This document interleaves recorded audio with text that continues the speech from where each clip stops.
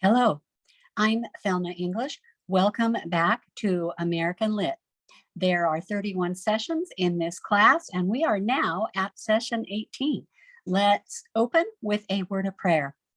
Heavenly Father, we thank you for the opportunity to home educate here in Oregon legally.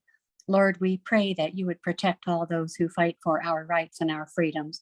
And we thank you for these students who have chosen to do the better but more difficult thing for their American literature credit.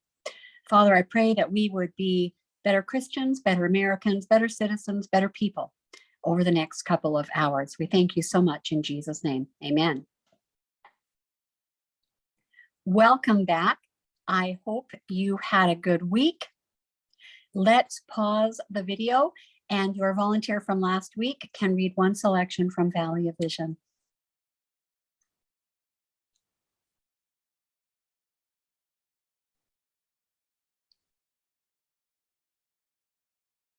Okay, we're back.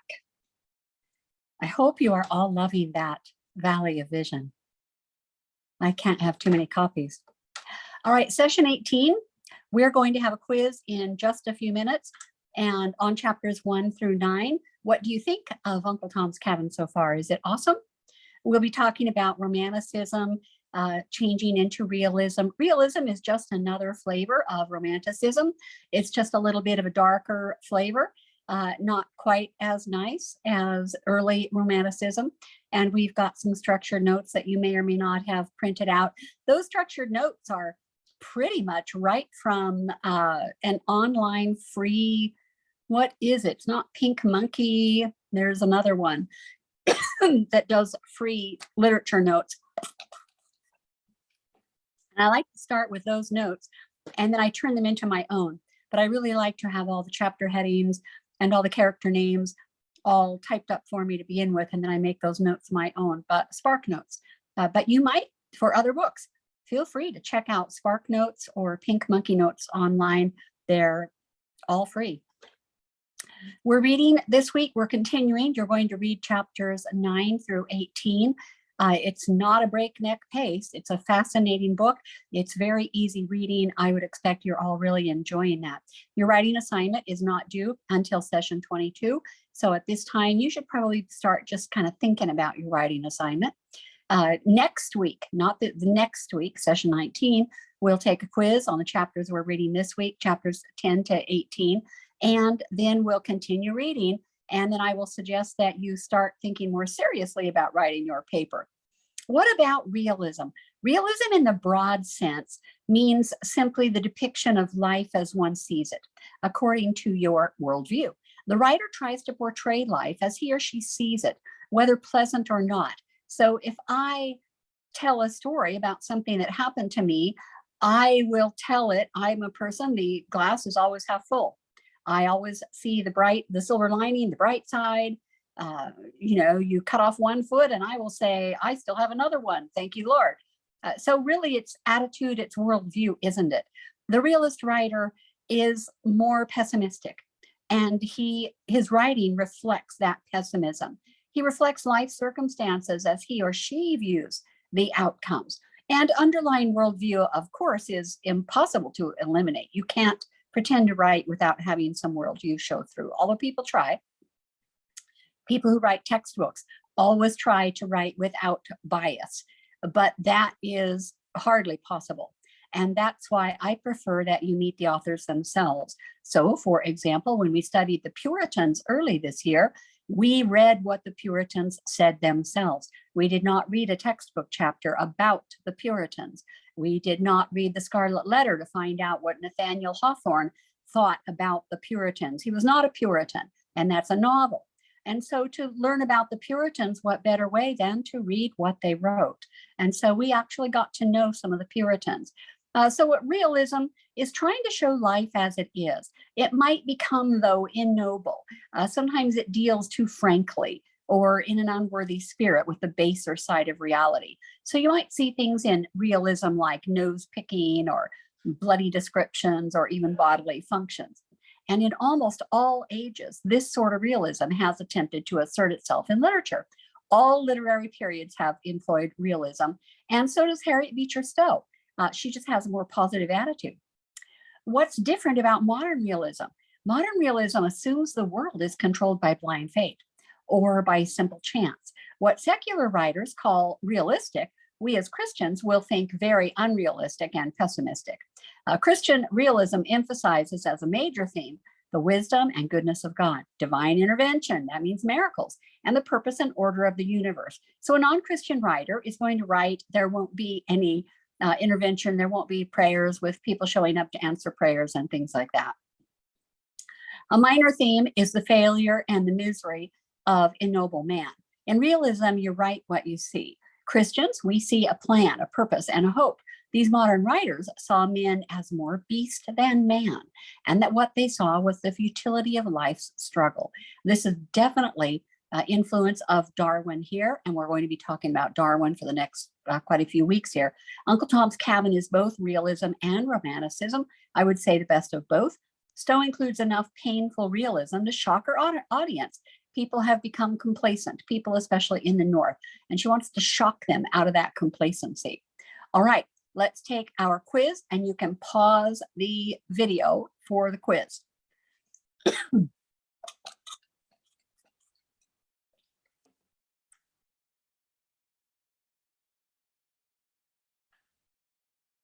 Okay, that wasn't very hard, was it? Not at all. At this point, if you're in a classroom setting and you have students who turned in work several weeks ago and you have highlighted sections from their papers or from their exams, and you are going to let the students read from those highlighted sections of their biographies of Emerson, Thoreau, or Frederick Douglass, or from their exams, then this would be the time to go ahead and stop the video and have those students read aloud, or save that for the end of class if you prefer. But definitely sometime this year, you need to have the students reading from the best of their work to share with their classmates.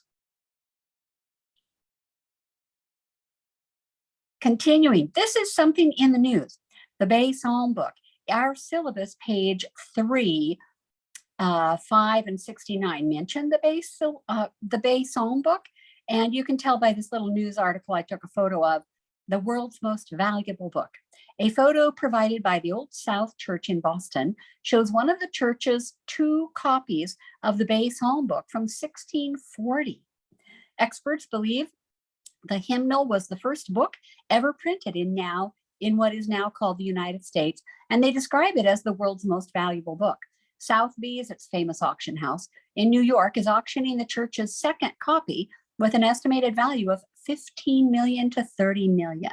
And I did not follow through and see what it actually sold for.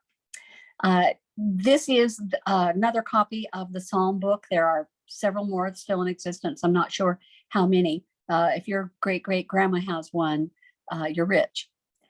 Books with connections to the Salem witchcraft trials were being auctioned. This was an AP News article. A Psalm book once owned by a judge in the Salem witch trials is being sold.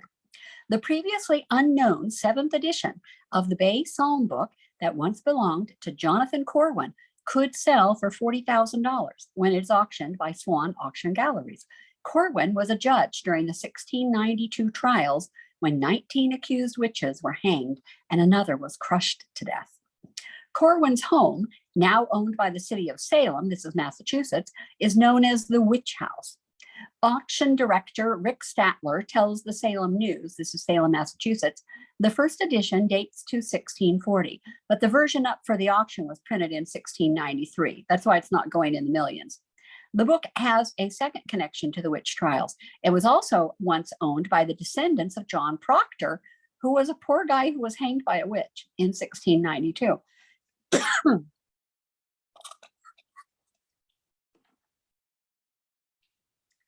The Witch House. One thing leads to another. I'm good at rabbit trails, and I thought you might enjoy taking a look at it in case you don't get out to Salem, Massachusetts anytime soon. In about 1675, Jonathan Corwin purchased this large house. Corwin was heir to one of the largest Puritan fortunes in New England.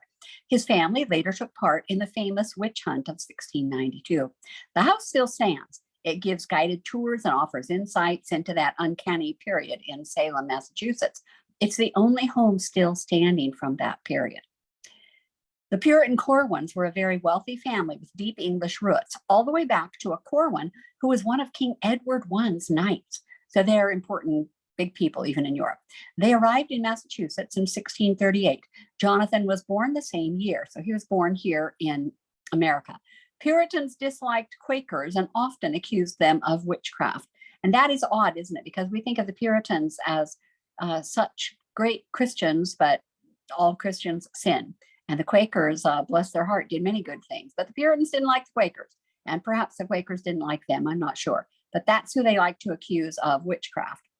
Corwin married a recent widow in 1676. They moved into the house, and 5 out of 8 of their children were dead by 1692 when the trials began. So 5 out of 8 of their children, which was not completely unusual that long ago. Corwin and his brother-in-law were judges for the pre-trial examination, using his own home for interrogation. So they brought people here to this home. This is a photo inside the home to interrogate them and ask them if they're casting spells and doing things like that. His mother-in-law was accused but released. When it was all over, Corwin was the only judge who never apologized. And that's kind of a big deal. Everybody else kind of recanted and said they were sorry that they ever had anything to do with that business, except Corwin. All right, let's look at an American poet, Henry Wadsworth Longfellow. I know this is the second or third or fourth week, but Longfellow, you have to admit, he's worth examination. Longfellow loved foreign languages. His father expected him to follow in his footsteps and become a lawyer, but that was not Longfellow's passion. Wadsworth excelled in word usage and writing. I wrote Wadsworth, and that should say Longfellow. Longfellow excelled in word usage and writing.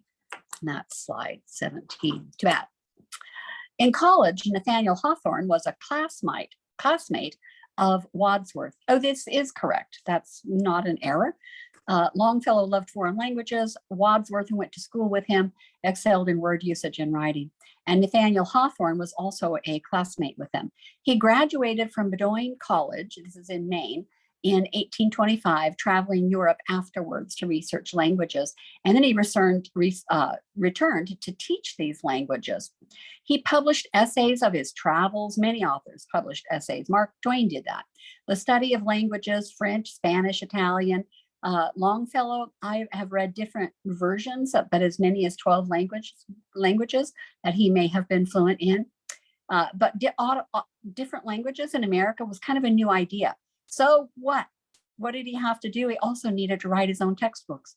Professors become well respected by writing books. That's the same way today. If you're a college professor or a seminary professor, the way to stay relevant at your school is to write books, continue to publish. And it was no different then.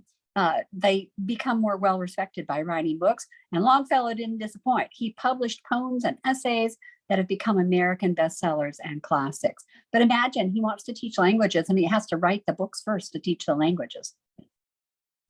He wrote about Native Americans and he wrote about slaves. His poems were printed in national magazines for pretty much the breadth of his adult life. So about 60 years, he was America's favorite poet. He eventually fell in love with historical studies and became a lifelong learner of old world civilizations, what we might call today the liberal arts, literature, writing, philosophy, even cultural worldviews. And if you're Christian, older theology and New Testament history, things like that. His studies and work earned him a position as professor at Harvard. Longfellow's personal life had more than his own fair share of sorrow. He married Mary Storer Potter in 1831, only to lose her in 1835. He was studying abroad, and she miscarried and it killed her. While in deep mourning, he moved into Germany, Heidelberg, and he started studying German Romanticism and some darker things. He went into a time of mourning. In 1836, Longfellow returned to Harvard, settling into what is now called the Craigie House, which was later gifted to him when he remarried in 1843. And he marries again, and he marries a lady named Fanny. He chased her for 7 years, begging her to marry him. And she kept him off for 7 years, and then she married him. His second wife, Fanny, who apparently was quite a fashionista, you can tell she's quite beautiful and she's very high fashion for the time. She was killed when her dress accidentally caught on fire in 1861. He was napping, he awoke to the smoke, he tried to put the fire out with a rug and then his own body. She died the next morning, and after asking for a cup of coffee, he grew his beard out to cover the damage to his face. She was buried just a few days later, and he was actually not able to come to the funeral because his burns were so bad he was still trying to recover. One of their daughters later wrote in her journal that her memory of the day that her mother died was that she was working on journals and using some sealing wax to attach locks of hair to journals or something we might call a baby book or something like that, and that the candle or the melting wax caught on fire, or what they called an automatic match accidentally caught on fire on the floor. I'm not sure what that would be. I read that in somebody's journal. So regardless, she accidentally caught herself on fire. And clothes like that, would be very difficult to even dress by yourself without help. So to get your clothes off would be just extremely damaging. You can just imagine how heartbreaking that was. And so, of course, his next writings again were very melancholy, and some of those aren't remembered as well. They're so sad. Longfellow's poems reached right down to the average American, and they still do, opening up poetry to a broader audience. From Paul Revere's Ride to Hiawatha and Evangeline, Longfellow became the American poet of the 19th century. His birthday was celebrated by school children, and his poetry was read at public events. He was really a cool guy. I probably should have underlined Paul Revere's Ride, Hiawatha, and Evangeline. The Cross of Snow. This is his second wife, Fanny. There's just a couple of portraits of her that survive, and they hang, I believe, in the Longfellow home. The next one still hangs on the wall in their bedroom. But this poem, The Cross of Snow, is a powerful expression of his grief at the loss of his wife, Fanny, his second wife. Her death has left a cross of snow upon his heart, and he finds solace in her memories and the deep love that they shared. It is a beautiful poem. In the long sleepless watches of the night, a gentle face, the face of one long dead, I think this is 16 or 17 years after her death, looks at me from the wall. This is the picture that hangs on the wall, and he can lie in bed and look at her picture. Looks at me from the wall, where round its head the night lamp casts a halo of pale light. Here in this room she died, and soul more white never through martyrdom of fire was led to its repose, nor can in books be read the legend of a life more benedict. And so she died in this room. He's still in the room. Her portrait's on the wall, and she burned to death. And he looks at her almost a martyr from fire. There is a mountain in the distant west that, sun-defying in its deep ravines, displays a cross of snow upon its side. Such is the cross I wear upon my breast these 18 years, through all the changing scenes and seasons, changeless since the day she died. So faithful to the dead am I, that I forget the living and all but the dead. So that's the focus of his life now. Tell me not in mournful numbers life is but an empty dream, for the soul is dead that slumbers, and things are not what they seem. Life is real, life is earnest, and the grave is not its goal. Dust thou art, to dust returned, was not spoken of the soul. Not enjoyment, so only your body goes back to dust. He's being theological here. Not enjoyment and not sorrow is our destined end or way, but to act that each tomorrow finds us farther than today. Art is long and time is fleeting, and our hearts, though stout and brave, still like muffled drums are beating funeral marches to the grave. In the world's broad field of battle, in the bivouac of life, be not like dung-driven cattle. Be a hero in the strife. Trust no future, however pleasant. Let the dead past bury its dead. Act in the living present, heart within and God overhead. Really good advice. Lives of great men all remind us we can make our lives sublime, and departing leave behind us footprints in the sands of time. Footprints that perhaps another sailing o'er life's solemn main, a forlorn and shipwrecked brother, seeing that shall take heart again. Let us then be up and doing with a heart for any fate, still achieving, still pursuing, learn to labor and to wait. Isn't that a great poem? It really is. And he reminisces as he writes it and says, maybe someday this will make somebody else who has a great loss feel a little better. You know, it's almost like carpe diem, seize the day, live every life because you don't know how many days you will have. This is another poem I'd like to introduce to you, The Rainy Day. And this is a photo taken out of the window of Longfellow's office on a rainy day, October. I found this on a blog. I cited him at the end of the presentation. The rainy day. The day is cold and dark and dreary. It rains and the wind is never weary. The vine still clings to the moldering wall, but at every gust the dead leaves fall, and the day is dark and dreary. My life is cold and dark and dreary. It rains and the wind is never weary. My thoughts still cling to the moldering past, but the hopes of youth fall thick in the blast, and the days are dark and dreary. Be still, sad heart, and cease repining. Behind the clouds is the sun still shining. Thy fate is the common fate of all. Into each life, some rain must fall. You hear that quoted a lot. Some days must be dark and dreary. That's another great poem. He also wrote about slavery, and this poem is called The Slave's Dream. Beside the ungathered rice he lay, his sickle in his hand. A sickle is a big thing to cut the rice with. His breast was bare, his matted hair was buried in the sand. Again, in the midst and shadow of sleep, he saw his native land. So he's dreaming. Wide through the landscape of his dreams, the lordly Niger flowed, the Niger River in Africa. Beneath the palm trees on the plain, once more a king he strode. So this slave was once a king. And heard the tinkling caravans descend the mountain road. He saw once more his dark-eyed queen among her children stand. They clasped his neck, they kissed his cheeks, they held him by the hand. A tear burst from the sleeper's lids and fell into the sand. And then at furious speed he rode along the Niger's bank. His bridle reins were golden chains, and with a martial clank, at each leap he could feel his scabbard of steel smiting his stallion's flank. Before him, like a blood-red flag, the bright flamingos flew. From morn till night he followed their flight, o'er plains where the tamarind grew, till he saw the roofs of Kafir huts, and the ocean rose to view.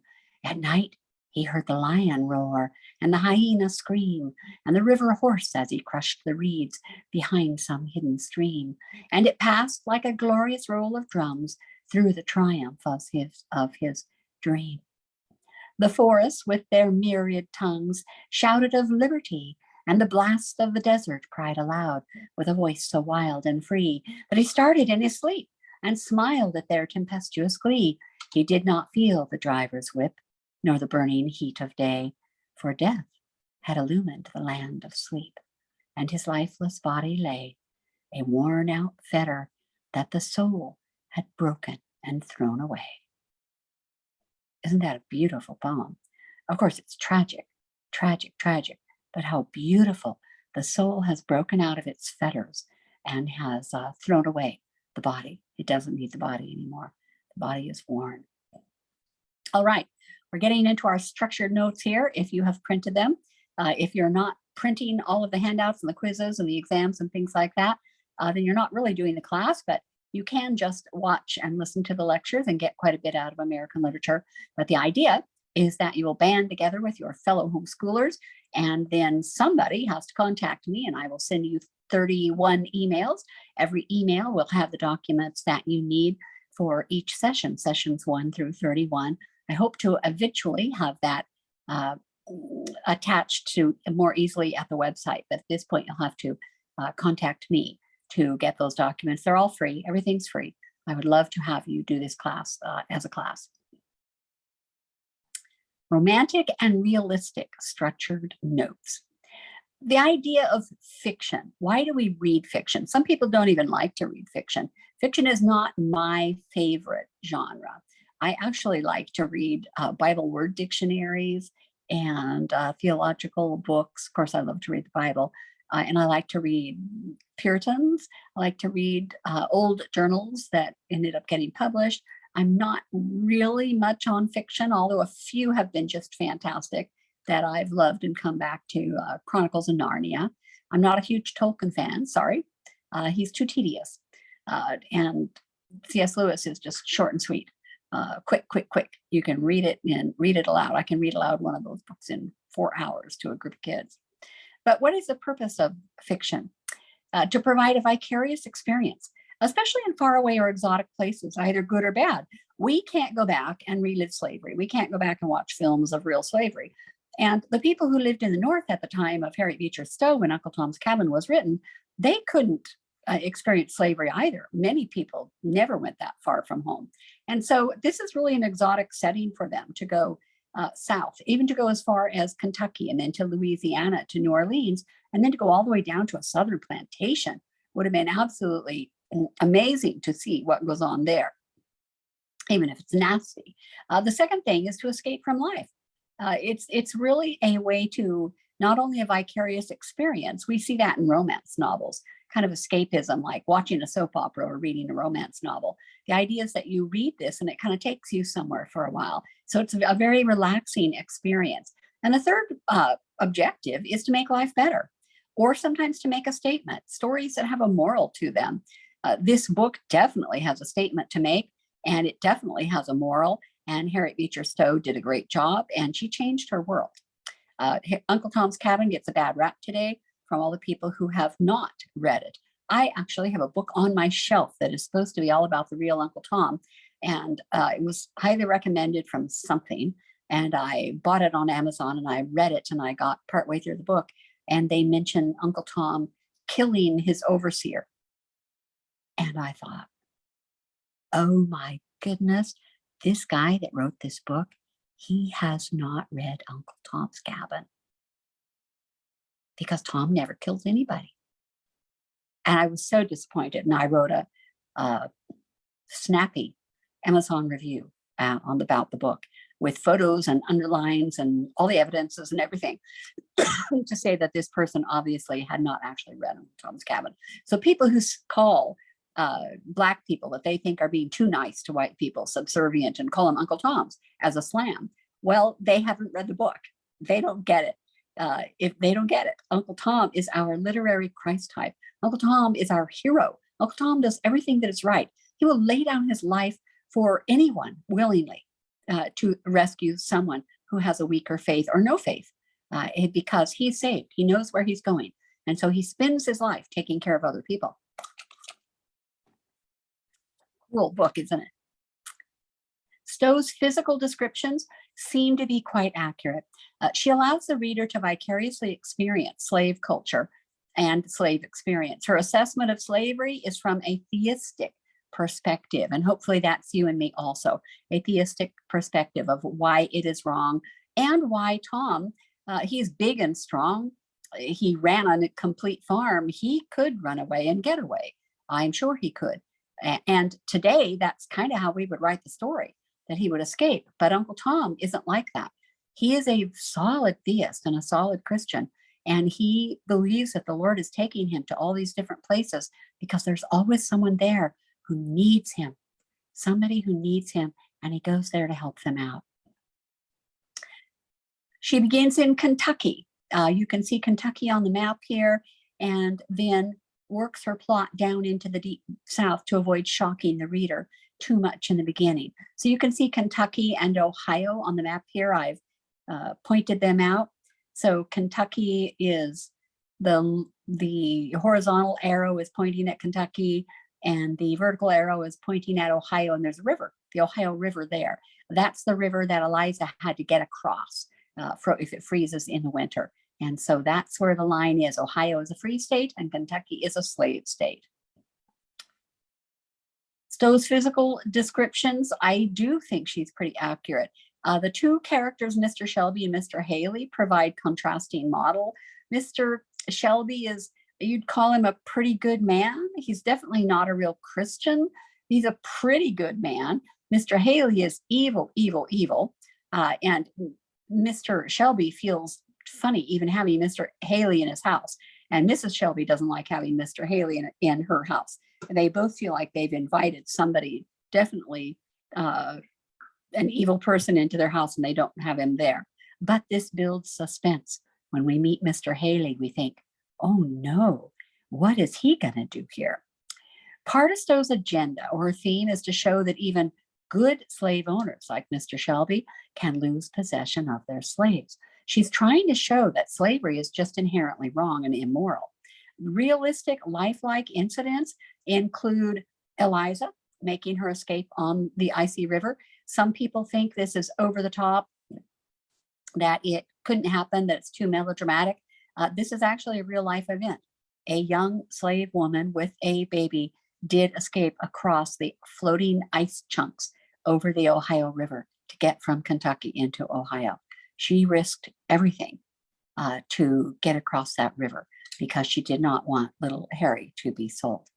The scene was continually played on an American stage somewhere for 80 consecutive years. Just this scene of Eliza escaping from the slavers, 80 years consecutively. And there she is with little Harry trying to make it on those ice floes, jumping from piece of ice to piece of ice. It's quite dramatic. I hope you were holding your breath as you read it and thought it was exciting. Every female reader would identify with the dangerous choices Eliza makes, especially young mothers. Stowe's portrayal of children seems pretty realistic. Some people think Eva is over the top or that she's melodramatic or something like that. But if you've ever known a really sick child who was just very sweet, sweet, sweet, then Eva seems realistic to you. So if you expect her to be, bratty, you might think she's over the top and not very realistic. But I find her a very realistic character. Is she overdramatic? You'll have to decide for yourself. These are different depictions of Uncle Tom and Eva, Evangeline. And I kind of like all the different depictions they've made of her and the friendship that she has with Uncle Tom, which is quite special. The reader knows Sam and Andy. Sam and Andy, quite clever, aren't they? Uncle Tom, Mrs. Bird by their words. The reader imagines voice intonations, chuckles, personality that gets expressed through Stowe's choice of words. She really is a word expert. Slaves, they're obviously uneducated. Their language is way substandard because they have been withheld from education. And so they either don't read or they barely read, and they speak poor English. They're ignorant for the most part, like uneducated, poor, oppressed people. Uncle Tom is wise and he's a very thorough theist. He may be uneducated, but he's very wise. And he is definitely a theist. Sam and Andy are absolutely brilliant. They act like they're stupid because Mr. Haley and even Mr. Shelby expect them to be fools. And so they act like fools, and they can do all types of things to help Eliza and help other people by just acting like fools because people expect them to act like that.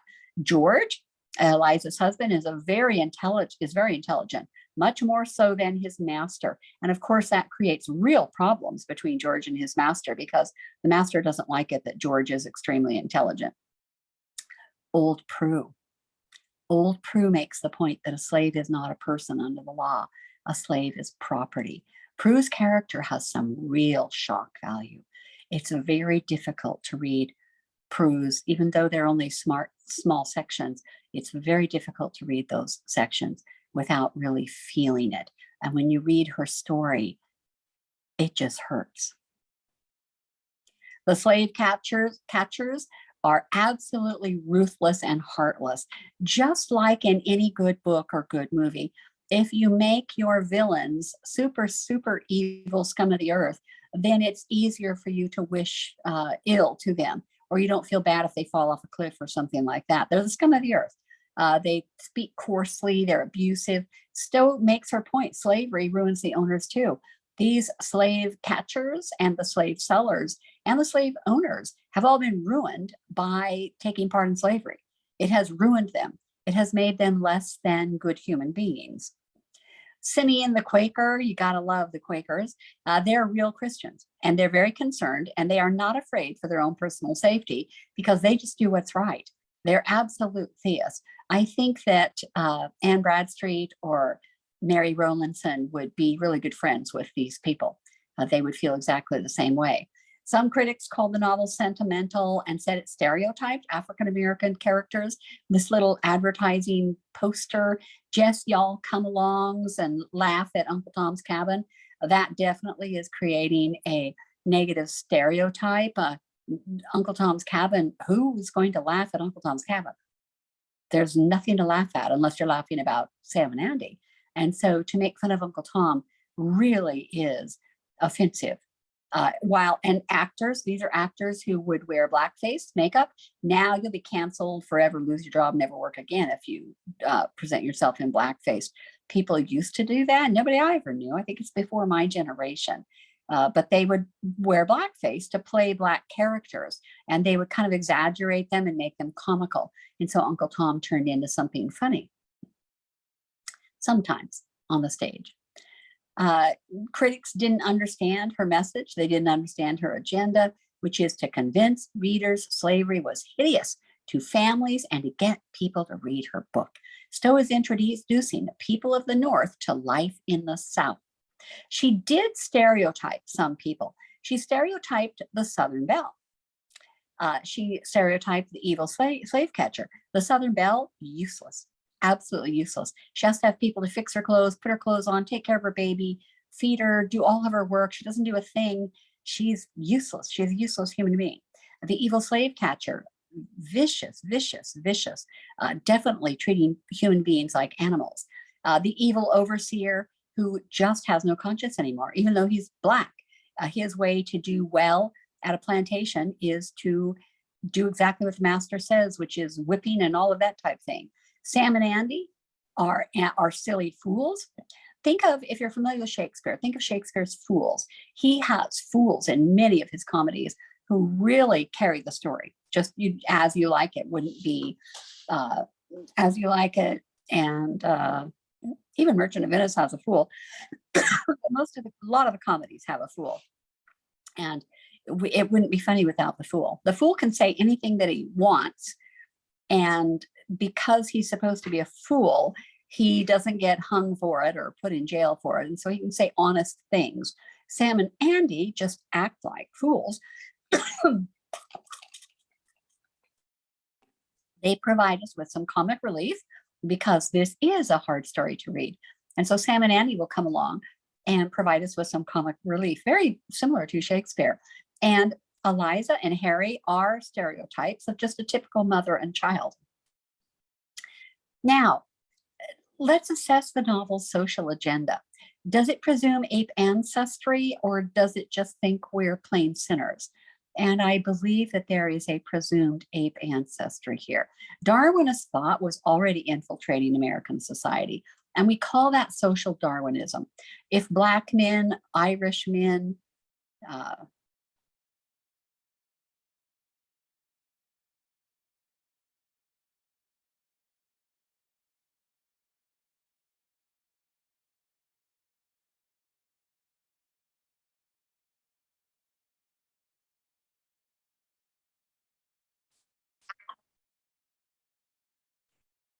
okay, there was a slight interruption there with a phone call. Excuse me. I used my phone for my camera and forgot to turn it off. Darwinist thought was in American society, especially among intellectuals or people who thought they were intellectuals. Just think about it. If Black people, Irish people, Chinese people, all Asians, Filipinos, Japanese, Chinese, or Jewish people, if they're a subspecies of humans, if they're not a regular human, if they're a subspecies, if there is more than one race, then what does that mean? What does that mean for us as humans? If there are subspecies, then some are fully developed and some are not. And that is simply what mostly white males like Darwin in the mid 1800s thought. That's what Darwin said, and it gave people a way out. It gave them a way to abuse their slaves and mistreat other people that were, it allowed them to be racist. And it also allowed them to clear their consciences of God. They didn't have to worry about God anymore because we were just all animals. And so they began to quit worrying about answering to a creator someday or having a judgment day or anything like that. It's really amazing what Origin of the Species and the Descent of Man, the change that that brought about in the culture of America. Most people don't read Darwin. I would suggest that eventually that you read Darwin, get your own copy, mark it up, everything that insults you, highlight it. People are trying to whitewash Darwin now. There's a book written in the last couple of years. I was going to look up what the name of the book was, that is trying to whitewash Darwin and say that he wasn't racist, that he didn't think women were nothing. But you can't get past that. It's in his book. It's there. You can't whitewash Darwin. What he thought was there. And there are consequences. The last 150 years, we've had an enormous amount of consequences from that presumption of ape ancestry. Ape ancestry, think about it, denies special creation, which is man created in God's image, which means, Adam and Eve. It denies original sin, which means it denies needing redemption from original sin. And if you don't need redemption from original sin, you don't need Jesus Christ. And so it negates his work on the cross. It makes it a moot point. And it makes personal salvation something completely unnecessary. These are consequences of Darwin. And I would suggest don't read modern books about Darwin and all the good things he had to say, and that we can leave all the rest. Read actual Darwin, just like we do the Puritans. We read the Puritans. Read Darwin.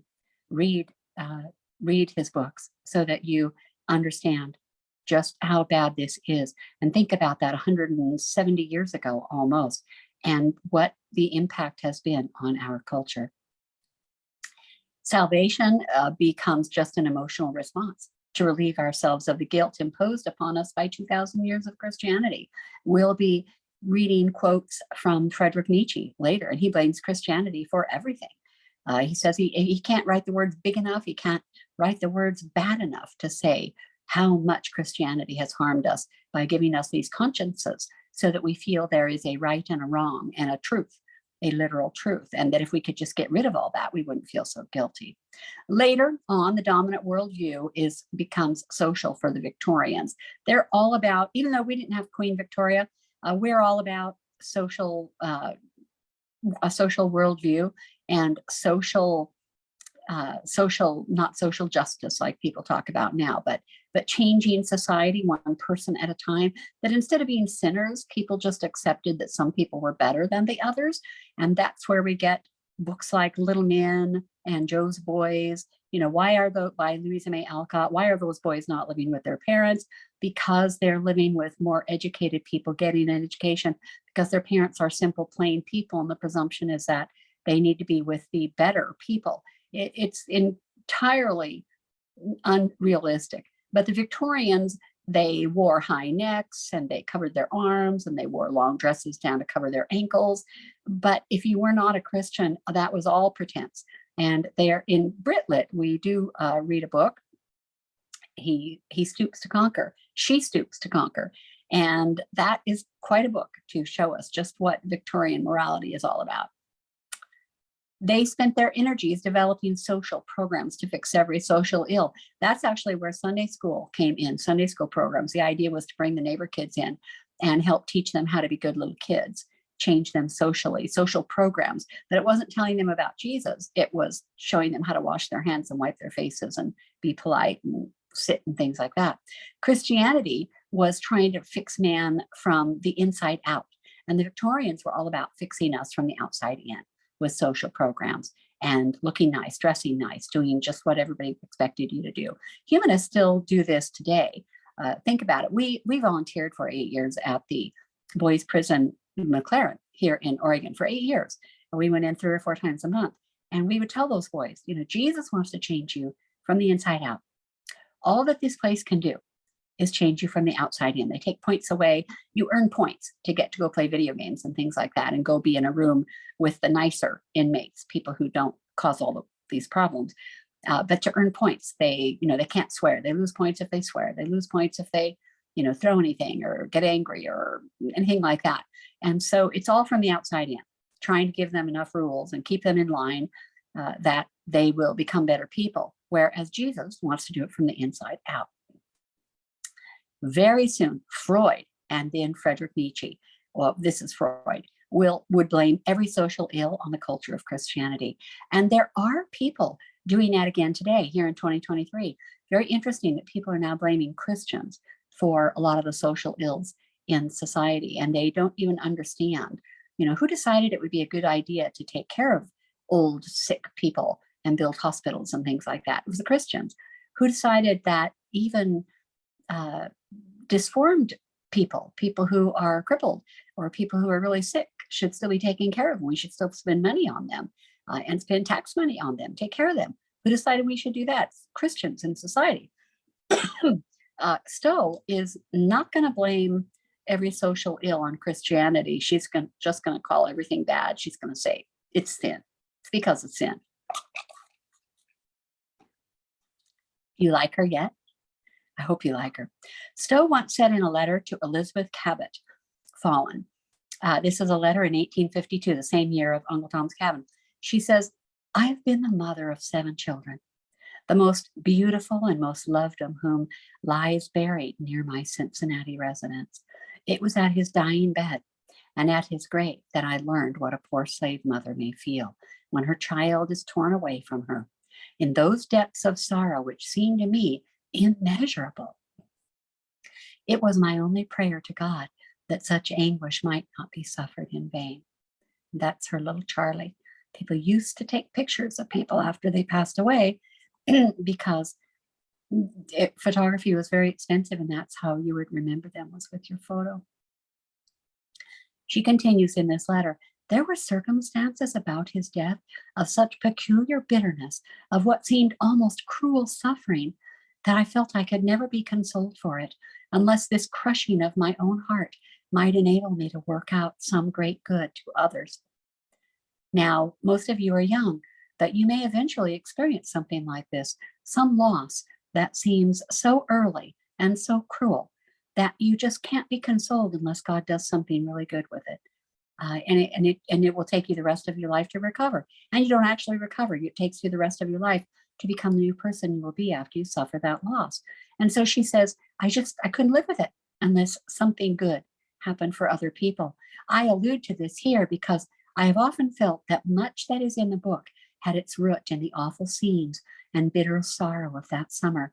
It has left now, I trust, no trace on my mind except a deep compassion for the sorrowful, especially for mothers who are separated from their children. Harriet Beecher Stowe, she thought beyond her own time. She dealt with the truth, not what was politically correct. She was not, it was not a popular morality or morality of the masses. The economic collapse of the slave South didn't bother her. That was dependent upon slave labor, but she felt like if you had to do it, you had to do it. You had to quit slavery no matter what. That wasn't part of her goal, but that happened.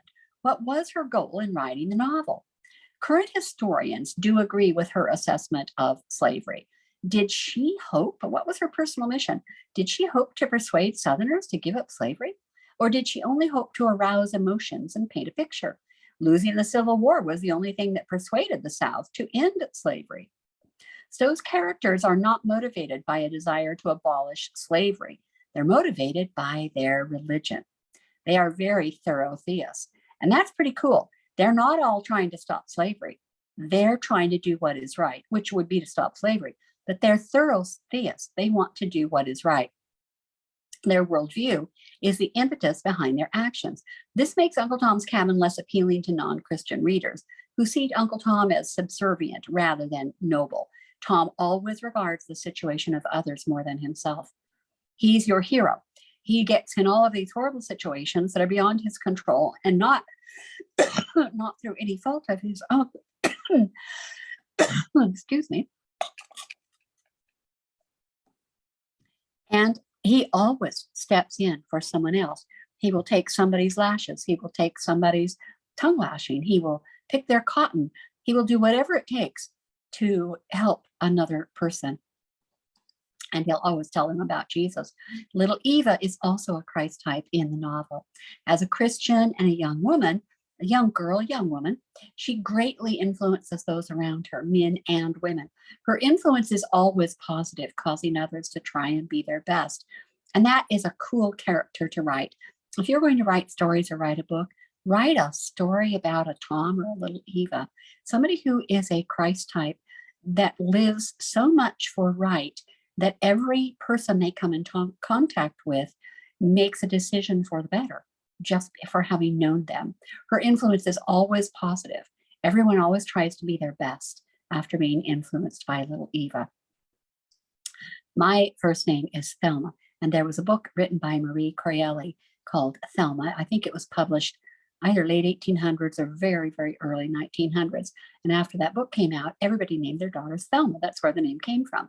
And of course, most of them are dead, but there are just a few of us left who are named after our grandmothers, like myself. And in that book, the Thelma was a Christ type. She always did good. Everyone who met her loved her, and she greatly influenced anyone she came into contact with. And that's a cool kind of book to write. Eva sets the example. Critics who call Uncle Tom's Cabin romantic and unrealistic point to Eva's kind of overdramatic character and her illness. Critics who argue for the novel's realism point to the lifelike incidents, like things like dying young, details and language. For example, it was very realistic when little Eva cuts a little curl and gives it to everybody who loves her. The mothers often did that with children who were very sick, or children who were dying, or children who were dead. They would cut little locks of curls, tie them up with a ribbon, and press them in a book so that you had that little piece of your child, because you might not be so lucky as to have an actual photograph. Amazing little character. And of course, this image on this slide, this is two girls, two white girls, and one is doing blackface. And you can see how that's quite a slam if you have black skin today.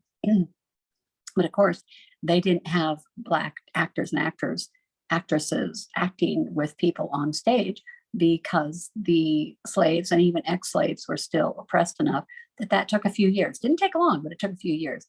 Eva's young enough that she can portray a truly radical view, equality for Black and white. She's not worried about money. Eva does not see color. She's morally color blind. I know that term is not popular today either. All the terms we have used have been twisted around to mean different things. But that's what blackface makeup looks like, and that's why it's so offensive. There are few people still alive who've done that for parties or things like that, blackface. And if they get found out now, they get canceled. I can't imagine anything much more rude than to appear in blackface anytime in the last 200 years. Uncle Tom is our Christ type. Is he the hero of the novel? He's the hero of the novel, I think. He reflects Stowe's opinion of Christianity, especially for men. Tom is the strongest character in the novel. He's the wisest. He's also the humblest. He's also the gentlest. He really is a literary Christ type. Excuse me. Tom thinks that suffering to help others is better than running away, and he would never kill an unjust master. He will help others. And if somebody else is trying to run away, he may help them run away, but he won't run away with them. He'll stay and take the punishment so that others won't take the punishment for those that run away. And if he sees a Christian who needs to run away because they're losing their faith, because they're being so abused, they're just going to lose their faith, he will try to help them to run away, because he realizes they have to. But he's going to stay there because he always has a master who doesn't know the Lord, and he wants them to know the Lord. Female Christian characters act according to the moment's need. And so this is kind of stereotyping that the women are kind of emotional and they just do what seems like it's best at the moment, but I'm okay with that. Uncle Tom looks farther out into the providential picture. These people need Jesus. He hangs around, they need Jesus, and he's not afraid to tell anybody about Jesus. He sees himself as a necessary influence as he's taken further and further south. He has no hope for escape. He hopes only for an opportunity to witness Christ. He really is a Mary Rowlandson and Bradstreet type of person. He's a solid theist. And for a slave to go even a little bit south is a really bad thing. To go onto a plantation, that's like the end of the line for a slave. Plantations, you're going to have a short life. You might be beaten to death. You're going to be really work out in the sun. You're doing all the things that the white people don't want to do. And so it's going to be a miserable life living out on a plantation. So for a slave to be sold further south is not positive at all. It's always bad. The term Uncle Tom is defined in Webster's New World Dictionary as a black whose behavior toward whites is regarded as fawning or servile. It's a term of contempt, and obviously they have not read the book. Tom doesn't fight against his slavery. Stowe writes his character highly stylized as a literary Christ type, and he seems to be almost a type of Joseph. Now, if you know your Bible, excuse me, think about Joseph. Anything bad that could happen to him happened to him. He's sold by his brothers down into Egypt, where he's a slave, and he works his way up to Potiphar's house, and then he's unjustly accused, and then he's thrown into prison and left there to just rot. And then he rises up again, and then he sees all his brothers, and they're not even really, I mean, I guess they're a little bit sorry they sold him into slavery, but his whole life has been robbed from him. He's had to live with Egyptians. He looks Egyptian.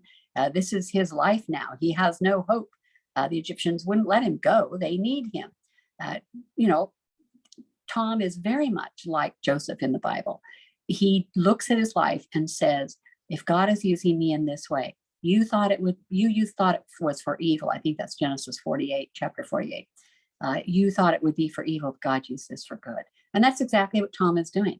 He's going places he never would have chosen to go, but every place that he does go, he tells them about Jesus. This is no different than somebody who would be perhaps a Vietnam prisoner to be doing in Vietnam and in a 3x3 or 4x4 cage where they can't stand or turn around or do anything. And instead of going crazy, tells everybody about Jesus. That's Tom. Why doesn't Tom try to escape? He has work to do. He's a missionary, and he's our Christ type. So here he is on the boat, and this is when he is purchased by Eva's dad, who buys him, and Eva wants him kind of like a toy, and she wants to save him also, but Uncle Tom literally saves her from the water. These are actors in blackface again, creating this false stereotype. And this is an old poster. But the idea was to make slavery look funny and happy, and Uncle Tom's Cabin. I don't know how they dealt with all the suffering at the end. I'm not sure how they did it. I think they just showed the parts they wanted to show. I don't think they did the whole play. What do Christians in this book do? They read the Bible, they pray, they witness to everybody, even their masters. Even if they get in trouble, they witness, and they practice the presence of God in their daily lives. They're not afraid to pray. They're not afraid to pray with somebody else. They're not afraid to tell somebody else what good means in God's eyes. Most importantly, they practice love on all those around them, and they forgive everybody. All real Christians in the novel are theists, solid theists, and all real Christians in the novel oppose slavery. Simeon, the Quaker, little Evangeline, Eva, Tom, George, Eliza, Mrs. Bird, they're all solid theists who desire to glorify God by doing the right thing. Okay, Stowe wrote another book. She wrote another book called Pink and White Tyranny, which attacked the idea that women should be ornamental and helpless. She didn't like that. I would call that a trophy wife today. You don't want to be just ornamental and there to make your husband look good, that he has a young, beautiful, gorgeous wife. She said, that's not what we're here for. We're here to help the men be better Christians. That's what we're here for. That book never sold very well at all. But she was a regular domestic goddess. She was a Proverbs 31 woman. She raised her kids. She wrote to earn money. She supported her husband. Whatever he was doing, she was supporting him. She really was a Proverbs 31 woman. And her other books didn't sell like Uncle Tom's Cabin. Uncle Tom's Cabin has a special place in time that you just can't, you cannot make reason for it except to say that God placed her there in that time, in that place for this purpose. She does have a high regard for the feminine virtues. I mean, look at what ladies wore in the 1850s. Everybody wears dresses, and I don't know if ranch ladies ever wore pants or not, probably not. And so gentleness, sensitivity, maternal love, those are all strong themes of the many women in the novel, except Prue. She's had all that robbed from her. She's a good character to write about. Difficult because she's so sad, but a good character to show what slavery can do to a person. Almost all of the evil characters are men. This might seem a little bit unrealistic, but it might just be the way it was then. Might just be the way it was. She does have a high regard for the feminine virtue. So most women in the novel are good mothers, and their love for their families has taught them the importance of maintaining family structure no matter what. How important is family? Family is absolutely everything. Here is a poor slave dying, and the angels in heaven are welcoming them in, and the other slaves are praying them on in. Most women in the novel are good mothers. Motherhood and being a good mother is a very strong theme in the book. And their love for their families has taught them the importance of maintaining family structure no matter what. You hold your family together no matter what. And that's what jeopardizes so much about slaves and their families, is that they can't control their family. They cannot control. Their beautiful daughter could be sold right out from under them. Their little boy can be sold right out from under them. And so it's torturous for the families, ripping them apart. Talking about social Darwinism in general, what are the consequences of man if we are animals? And in The Descent of Man, 1871, so this is 20 years after Uncle Tom's Cabin, Darwin had published in 1859, before Uncle Tom's Cabin, he'd published his famous On the Origin of Species by Means of Natural Selection. And that, I think that's the one that chapter 5 is all about, the eye. And he says basically you can't explain the creation of the eye without by evolution. You just can't, because you have to have too many things all happen at the same time and have them all be present at the same time, and you just can't happen. You take the very intricate Swiss watches used to not be digital with a little computer chip. They had little tiny gears and parts, and you take all those parts from a Swiss watch, would be a very expensive watch, take it all apart, throw them in a lunch bag and shake it around for about 6 billion years. Would it ever come out a watch, a working watch? Well, no. And that's starting with all the parts. Even after 6 billion years, you could wait, 100 billion years and you wouldn't have a watch. So the eye is that way. You can't explain it no matter what. Somebody put it together. Somebody put the eye together, found all those pieces, put them all together. Obviously intelligent design. Which offspring have the ability to survive with evolution? And nature makes that choice, and he called that natural selection. But does nature really decide who gets to live? And he says in The Descent of Man, with savages, the weak in body or mind are soon eliminated, and those that survive commonly exhibit a vigorous state of health. We civilized men, on the other hand, do our utmost to check the progress of elimination. We build asylums for the imbecile, the maimed, and the sick. Now think about it, before I go to the next slide, think about it. With savages, Darwin thought it was better, because if you were strong and healthy, you survived. If you were sick or had a disease, you died. And so you didn't pass on your genes. You probably didn't have as many kids. And so you were purifying the gene pool, naturally evolving man to be better and better and better and better. So people who are alive have this vigorous state of health. But he says what we do, and Friedrich Nietzsche is going to say, not us, the Christians. Christians do that. The Christians have stopped all of evolution. They've stopped it because they take care of the sick people. They take care of the maimed people. They take care of the wounded. They take care of the people that don't have the chromosomes we like. They build asylums for imbeciles, for people who are mentally ill. They keep them alive, and they don't sterilize them all, and all of that type thing. We build asylums for the imbecile, the maimed, and the sick. We institute poor laws, so we take care of the poor. And so the weak members of civilized societies propagate their kind. Nobody who's attended to the breeding of domestic animals will doubt that this must be highly injurious to the race of man. And that's from chapter 5, Descent of Man. That chapter is called Civilized Nations. The problem is that we're not apes, we're people, and we don't throw away people. And so we do take care of our sick, and we do take care of the ill, and we do take care of those who are born with chromosome patterns that are not compatible with a long life. We take care of all those people because they're people. They're created in the image of God, and we love them. But by the grace of God, that might be us, or next week that might be us. Get in a bad car accident, and all of a sudden you're a useless eater, taking up too much money. Will we fund you? Will we take care of you? Or is it time for you to go and save everybody else a lot of money?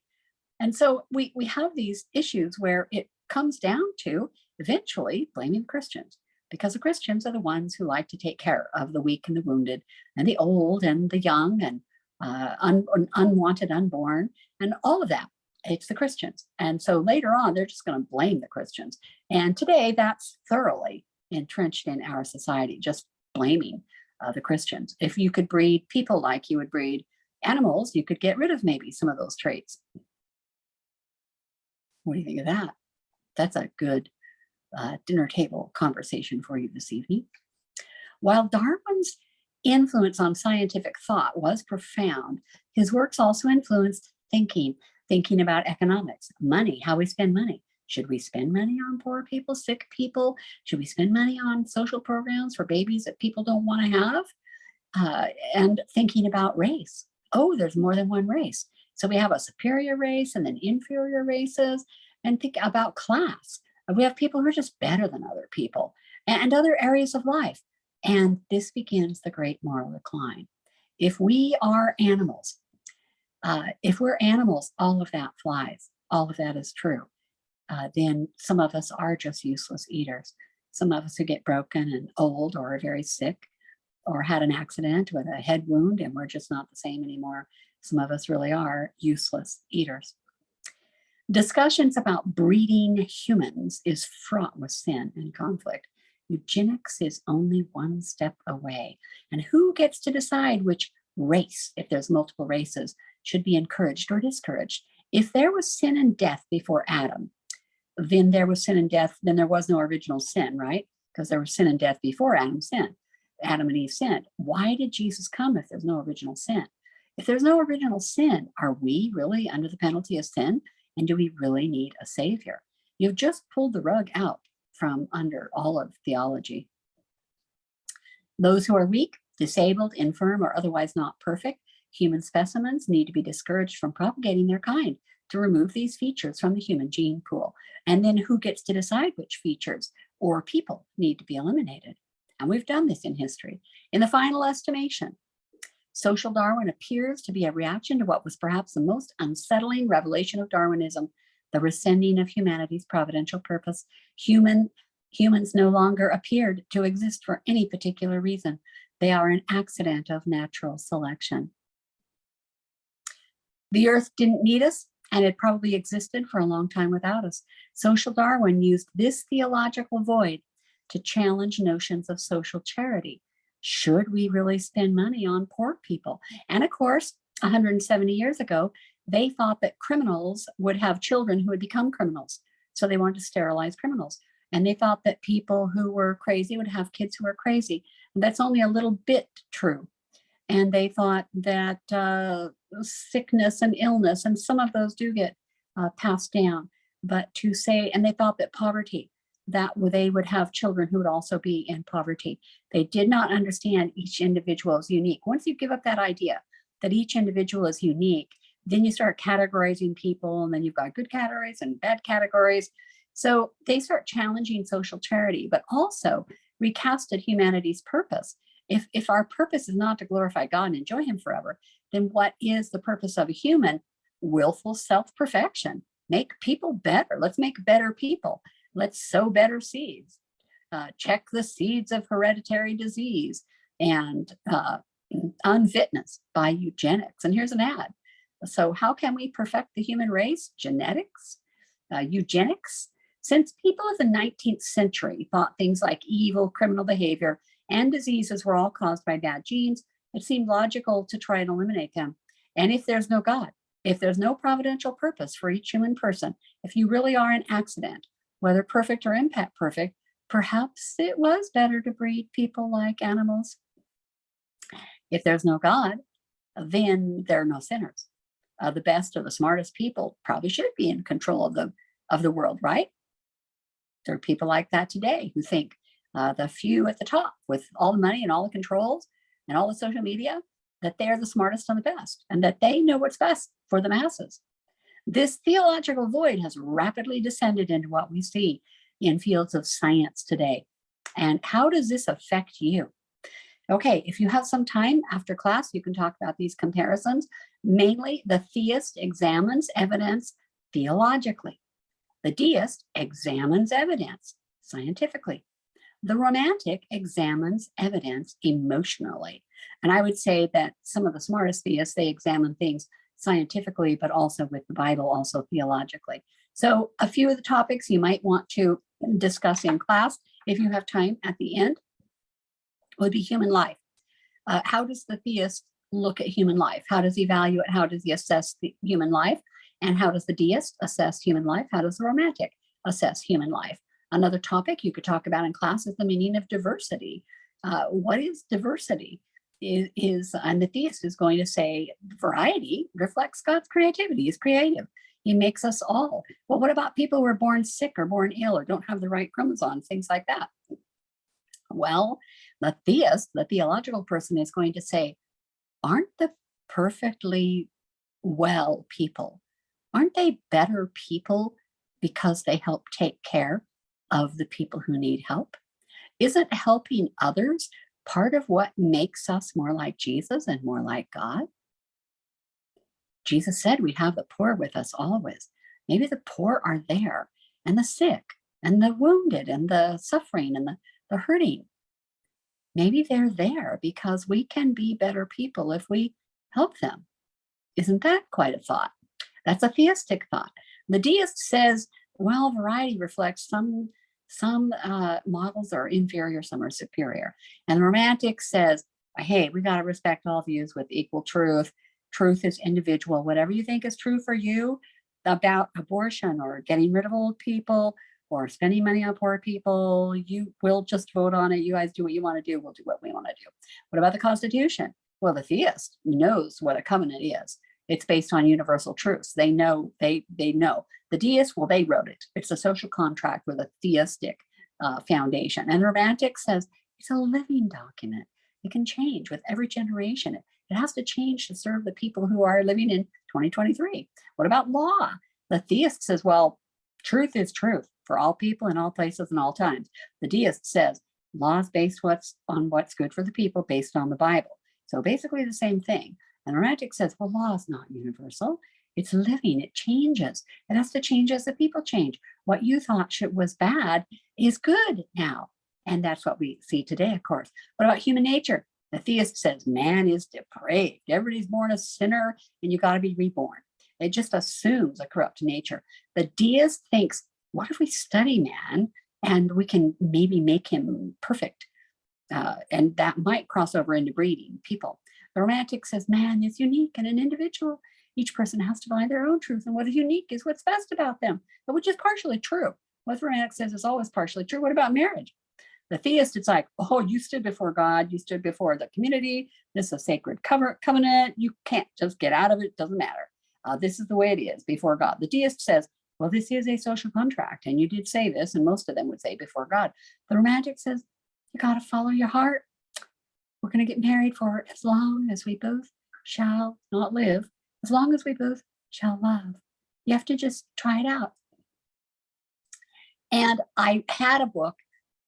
I don't know what her name was. I got this from a book, but I no longer own the book. So I write author unknown, and somebody someday will tell me who this lady is. She says the Bible is like a vine with branches spreading across time and continents. The scriptures have provided inspiration for the greatest musicians, poets, artists, and scientists. All moral progress of our race is directly from the Bible. Try to imagine removing the influence of the Bible from art, architecture, law books, scientific laws and theories, poetry, music. What would you have left? The Bible is the dividing line between chaos and civilization.